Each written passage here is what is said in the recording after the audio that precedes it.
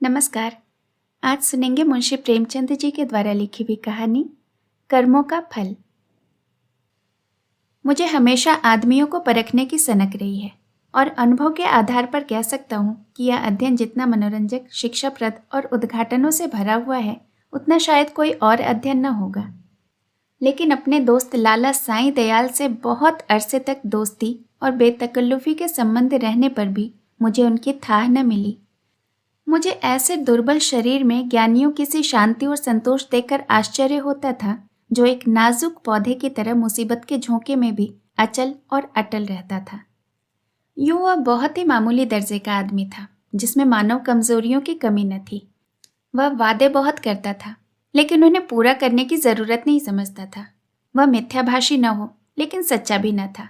बेमुरव्वत न हो, लेकिन उसकी मुरव्वत छिपी रहती थी। उसे अपने कर्तव्य पर पाबंद रखने के लिए दबाव और निगरानी की जरूरत थी। किफायत शारी के उसूलों से बेखबर, मेहनत से जी चुराने वाला, उसूलों का कमजोर, एक ढीला ढाला मामूली आदमी था। लेकिन जब कोई मुसीबत सिर पर आ पड़ती तो उसके दिल में साहस और दृढ़ता की वह जबरदस्त ताकत पैदा हो जाती, जिसे शहीदों का गुण कह सकते हैं। उसके पास न दौलत थी, न धार्मिक विश्वास, जो ईश्वर पर भरोसा करने और उसकी इच्छाओं के आगे सिर झुका देने का स्रोत है। एक छोटी सी कपड़े की दुकान के सिवाय कोई और जीविका न थी। ऐसी हालातों में उसकी हिम्मत और दृढ़ता का सोता कहाँ छिपा हुआ है, वहां तक मेरी अन्वेषण दृष्टि नहीं पहुंचती थी। बाप के मरते ही मुसीबतों ने उस पर छापा मारा। कुछ थोड़ा सा कर्ज विरासत में मिला, जिसमें बराबर बढ़ते रहने की आश्चर्यजनक शक्ति छिपी हुई थी। बेचारे ने अभी बरसी से छुटकारा नहीं पाया था कि महाजन ने नालिश की और अदालत के तिलिस्मी आहते में पहुंचते ही यह छोटी सी हस्ती इस तरह फूली जिस तरह मशक फलती है। डिग्री हुई। जो कुछ जमा जथा था, बर्तन भाड़े, हांडी तवा, उसके गहरे पेट में समा गए। मकान भी न बचा। बेचारे मुसीबतों के मारे साईं दयाल का अब कहीं ठिकाना न था। कौड़ी कौड़ी को मोहताज, न कहीं घर न कहीं बार। कई कई दिन फाके से गुजरते थे। अपनी तो खैर उन्हें जरा भी फिक्र न थी, लेकिन बीवी थी, 2-3 बच्चे थे, उनके लिए कोई न कोई फिक्र करनी पड़ती थी। कुनबे का साथ और यह बेसरो सामानी बड़ा दर्दनाक दृश्य था। शहर के बाहर एक पेड़ की छांव में यह आदमी अपने मुसीबत के दिन काट रहा था। सारे दिन बाजारों की खाक छानता। आह, मैंने एक बार उसे रेलवे स्टेशन पर देखा था। उसके सिर पर बड़ा भारी बोझ था। उसका नाजुक, सुख सुविधा में पला हुआ शरीर पसीना पसीना हो रहा था। पैर मुश्किल से उठते थे, दम फूल रहा था, लेकिन चेहरे से मर्दाना हिम्मत और मजबूत इरादे की रोशनी टपकती थी। चेहरे से पूर्ण संतोष झलक रहा था। उसके चेहरे पर ऐसा इत्मीनान था जैसे यही उसके बाप दादों का पेशा है। मैं हैरत से उसका मुंह ताकता रह गया। दुख में हमदर्दी दिखाने की हिम्मत न हुई। कई महीने तक यही कैफियत रही।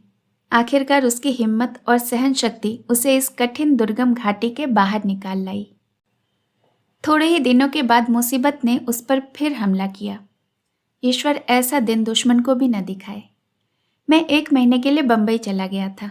वहां से लौटकर उससे मिलने गया। आह, वह दृश्य याद करके आज भी रोंगटे खड़े हो जाते हैं और दिल डर से कांप उठता है। सुबह का वक्त था। मैंने दरवाजे पर आवाज दी और हमेशा की तरह बेतकल्लुफ अंदर चला गया।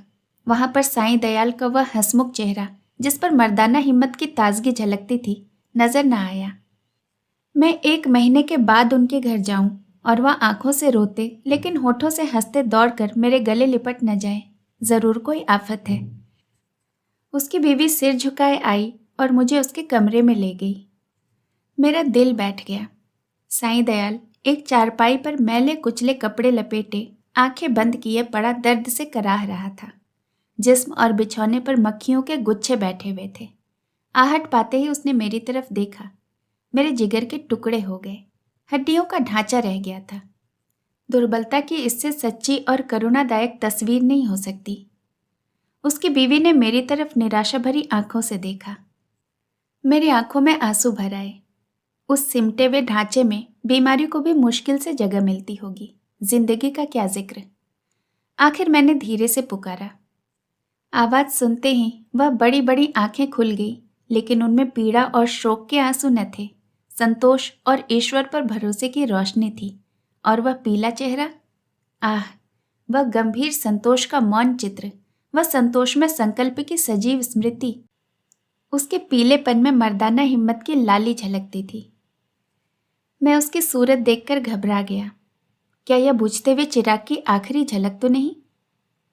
मेरी सहमी हुई सूरत देखकर वह मुस्कुराया और बहुत धीमी आवाज में बोला, तुम ऐसे क्यों उदास होते हो?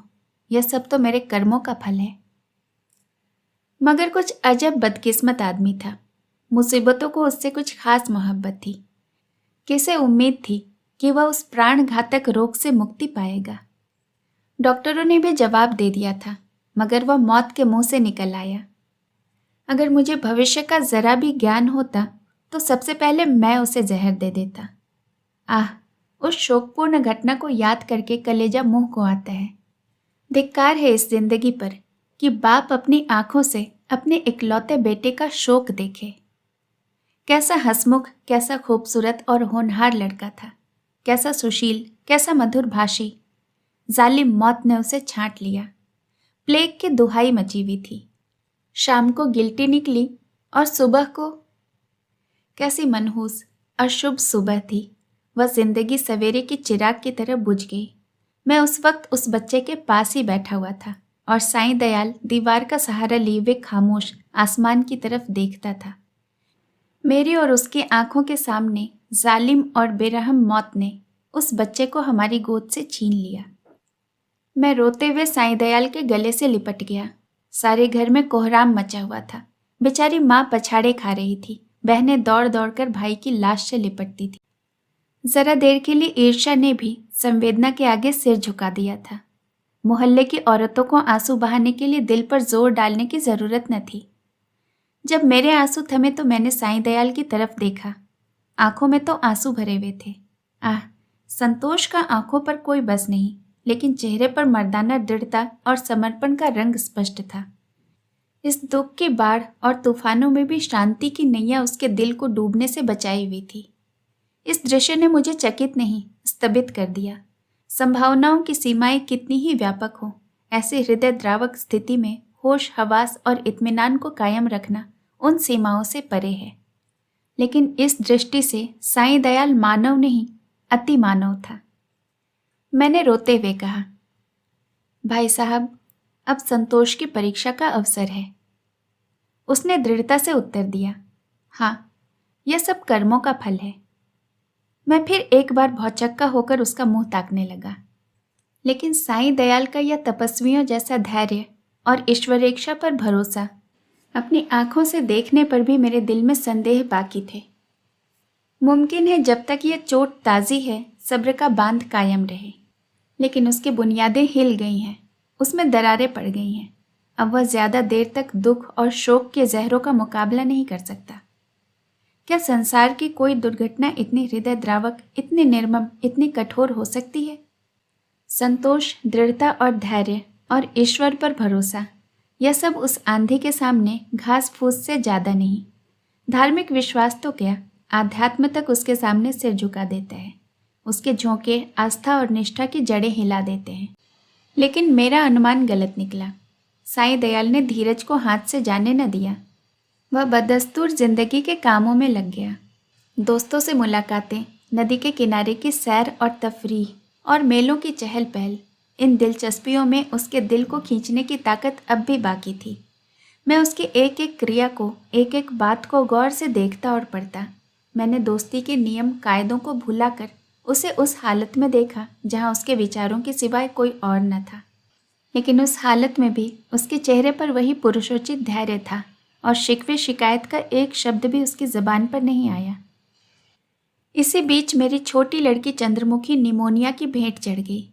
दिन के धंधे से फुर्सत पाकर जब मैं घर आता और उसे प्यार से गोद में उठा लेता तो मेरे हृदय को जो आनंद और आत्मिक शक्ति मिलती थी उसे शब्दों में व्यक्त नहीं कर सकता।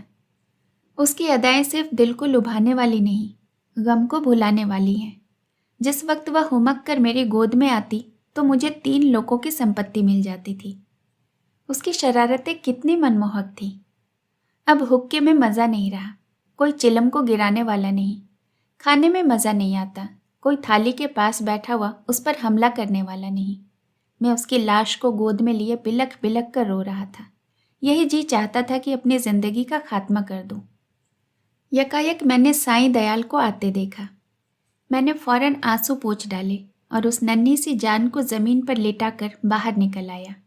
उस धैर्य और संतोष के देवता ने मेरी तरफ संवेदनशील आंखों से देखा और मेरे गले से लिपटकर रोने लगा। मैंने कभी उसे इस तरह चीखें मारकर रोते नहीं देखा।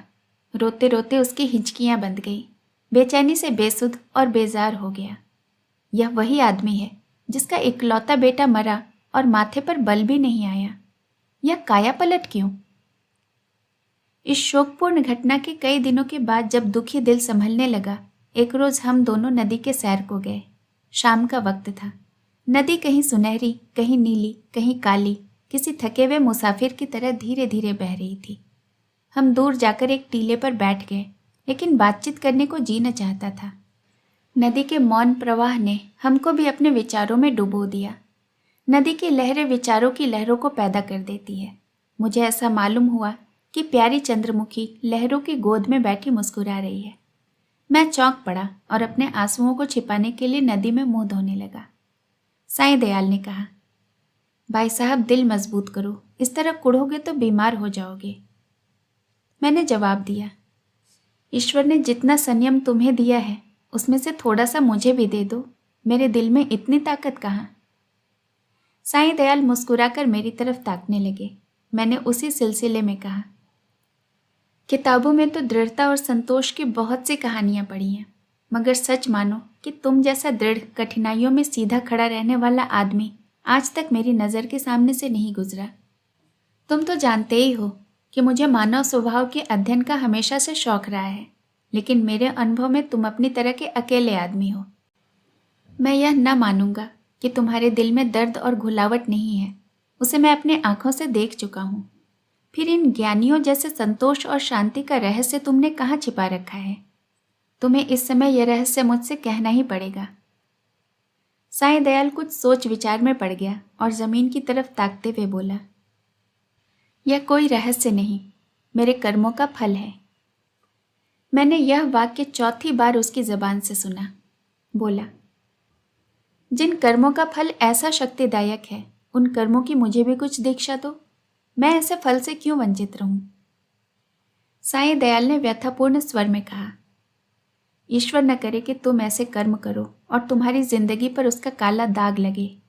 मैंने जो कुछ किया है वह मुझे ऐसा लज्जाजनक और घृणित मालूम होता है कि उसकी मुझे जो भी सजा मिले मैं उसको खुशी से झेलने को तैयार हूँ। मैंने एक ऐसे पवित्र खानदान को, जहाँ मेरा विश्वास और मेरी प्रतिष्ठा थी, अपनी वासनाओं की गंदगी में लिथेड़ा, और एक ऐसे पवित्र हृदय को जिसमें मोहब्बत का दर्द था, जो सौंदर्य वाटिका की एक अनोखी नई खिली हुई कली थी और सच्चाई थी, उस पवित्र हृदय में मैंने पाप और विश्वासघात का बीज हमेशा के लिए बो दिया। यह पाप है जो मुझसे हुआ है और उसका पल्ला उन मुसीबतों से बहुत भारी है जो मेरे ऊपर अब तक पड़ी है और आगे चलकर पड़ेगी। कोई सजा, कोई दुख, कोई क्षति उसका प्रायश्चित नहीं कर सकती। मैंने सपने में भी न सोचा था कि साईं दयाल अपने विश्वासों में इतना दृढ़ है। पाप हर आदमी से होते हैं। हमारा जीवन पापों की एक लंबी सूची है। वह कौन सा दामन है जिस पर काले दाग न हो? लेकिन ऐसे कितने आदमी हैं जो अपने कर्मों की सजाओं को इस तरह उदारतापूर्वक मुस्कुराते हुए झेलने को तैयार हों। हम आग में कूदते हैं लेकिन जलने के लिए तैयार नहीं होते। मैं साईं दयाल को हमेशा इज्जत की निगाह से देखता हूँ। इन बातों को सुनकर मेरी नज़रों में उसकी इज्जत तिगुनी हो गई। एक मामूली दुनियादार आदमी के सीने में एक फकीर का दिल छिपा हुआ था, जिसमें ज्ञान की ज्योति चमकती थी। मैंने उसकी तरफ श्रद्धापूर्ण आंखों से देखा और उसके गले से लिपट कर बोला, साईं दयाल, अब तक मैं तुम्हें एक दृढ़ स्वभाव का आदमी समझता था, लेकिन आज मालूम हुआ कि तुम उन पवित्र आत्माओं में हो जिनका अस्तित्व संसार के लिए वरदान है। तुम ईश्वर के सच्चे भक्त हो और मैं तुम्हारे पैरों पर सिर झुकाता हूँ। कहानी सुनने के लिए आपका बहुत बहुत धन्यवाद। दोस्तों, यह कहानी मुंशी प्रेमचंद जी के प्रेम 25 से ली हुई थी। जल्द मिलूंगी एक दूसरी कहानी के साथ। नमस्कार।